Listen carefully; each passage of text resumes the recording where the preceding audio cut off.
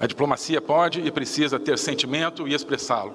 A diplomacia pode e deve aventurar-se, constituir-se numa aventura intelectual e sentimental, romper as fronteiras da mediocridade e embrenhar-se no mistério da existência. A diplomacia pode ser lírica, pode ser dramática, mas também pode ser épica. A diplomacia pode ter bandeira e pátria. A diplomacia pode pensar. A diplomacia pode falar.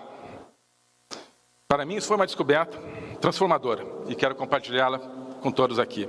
Então, digo à nova turma, digo aos colegas, acordar é reacordar-se ao que em nosso redor gira.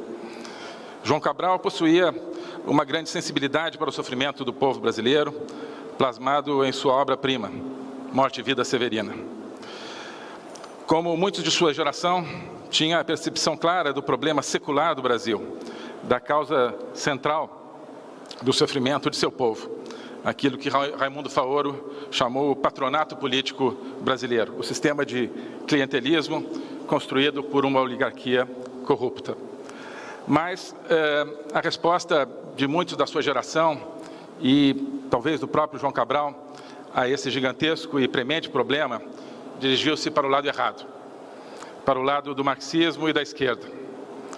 Sua utopia, esse comunismo brasileiro de que alguns ainda estão falando até hoje, consistia em substituir esse Brasil sofrido, pobre e problemático por um não-Brasil.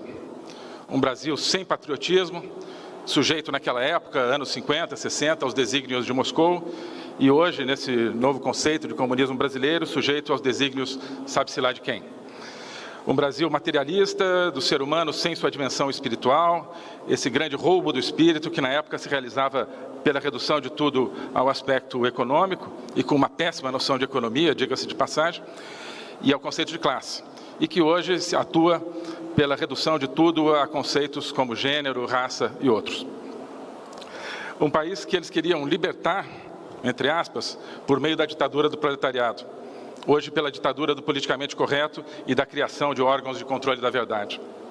Um Brasil que queriam submeter, como o resto do mundo, à sua dialética, que, como sabemos, não é a dialética dos diálogos platônicos, da busca pela verdade que cada um traz guardada dentro de si, mas a dialética no sentido da relativização da verdade, onde a verdade é tudo aquilo que serve ao poder do partido.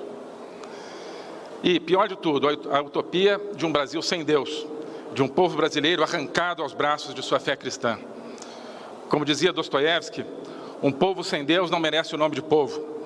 E era justamente isso que os comunistas de todas as épocas queriam e querem, destruir o povo em sua organicidade viva e sentimental e transformá-lo em uma massa. Foi assim na Revolução Soviética, que destruiu a velha Rússia de Dostoiévski, e assim querem fazer hoje. Por exemplo, aqui tão perto de nós, no Chile, destruindo igrejas e imagens. E assim quererão sempre fazer no Brasil. Com o agravante perverso de que, no nosso caso, em que tentaram destruir a fé cristã, não apenas de fora, mas também de dentro. Não queimaram ainda igrejas, mas inventaram a infame teologia da libertação, que nem é teologia, nem muito menos de libertação, mas sim um instrumento para corromper e estraçalhar a fé e a espiritualidade natural dos brasileiros, uma tarefa que, reconheça-se, na qual avançaram muito.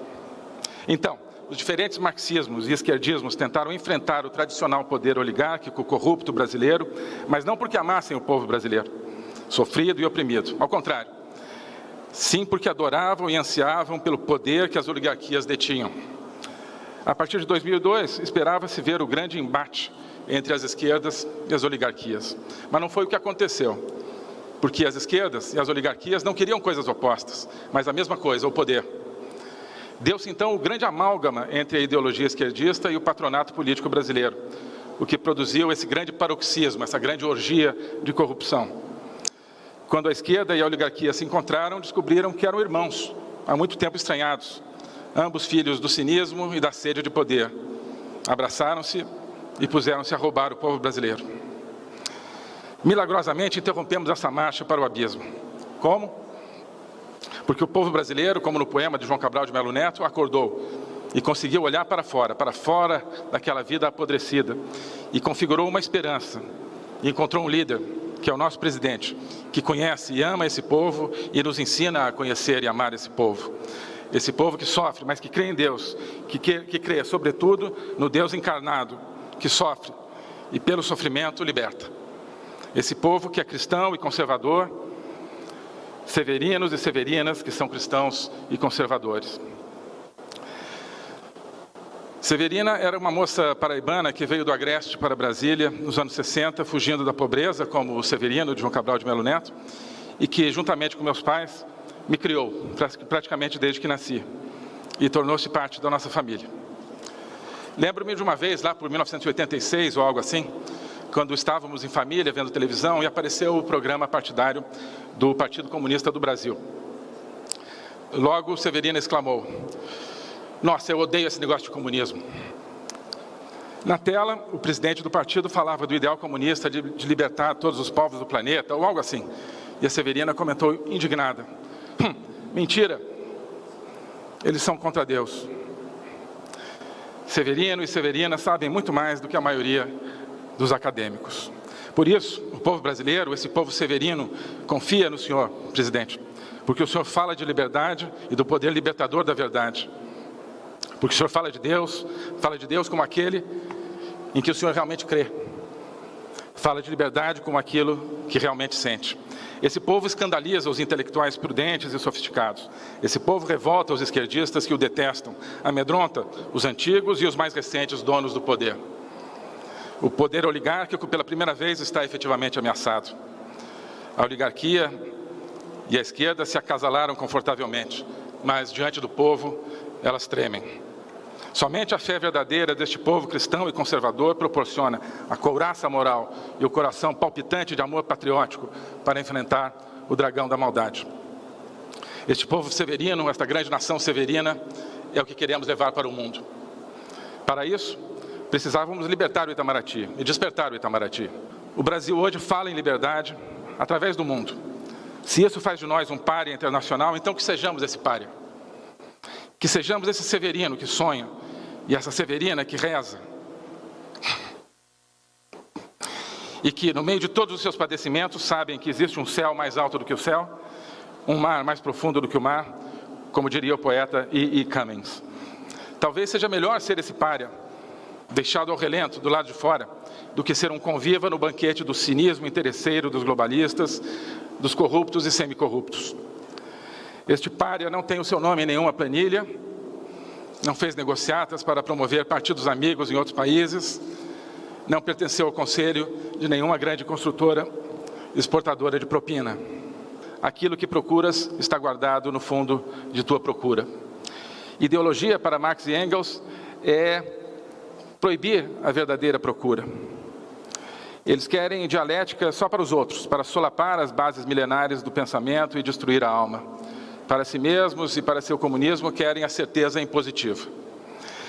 Quem hoje nos atira o epíteto de ideológico está reproduzindo essa estratégia marxista, que diz que o ideológico é todo o pensamento humano livre para questionar, todo o sentimento humano livre para amar. Isso é o que os nossos pragmáticos e isentões querem proibir. Talvez sem saber o que estão fazendo, porque podemos dizer que todo isentão é escravo de algum marxista defunto. Reproduz, cada um deles, a estratégia marxista, porque intui que se trata de um bom caminho para o poder. Mas talvez a explicação seja mais simples. Pessoas com baixa capacidade intelectual descobriram que podem parecer inteligentes, chamando de ideológico tudo aquilo que não compreendem. Tenho certeza de que muitos aqui, e não só aqui, estão despertando e rompendo as paredes da sua prisão mental. Tanto o olhar daqueles que despertam para o Brasil, quanto daqueles que despertam para o mundo, convergem na mesma linha do horizonte, a liberdade e o povo. A verdade transcendente como critério que julga o poder e não o poder como critério que estabelece a verdade. O exercício da poesia e o da diplomacia também convergem nessa mesma linha. A convicção do valor da nossa dignidade, escrito a cada dia, linha a linha. Ambas, a poesia e a diplomacia, são expressão do sentimento de amor à pátria e à vida. Ambas são a busca da verdade, a verdade inatingível, mas incontornável, e a proclamação dessa busca, com seu espírito transformador e aventureiro. O espírito que sopra onde quer. Muito obrigado.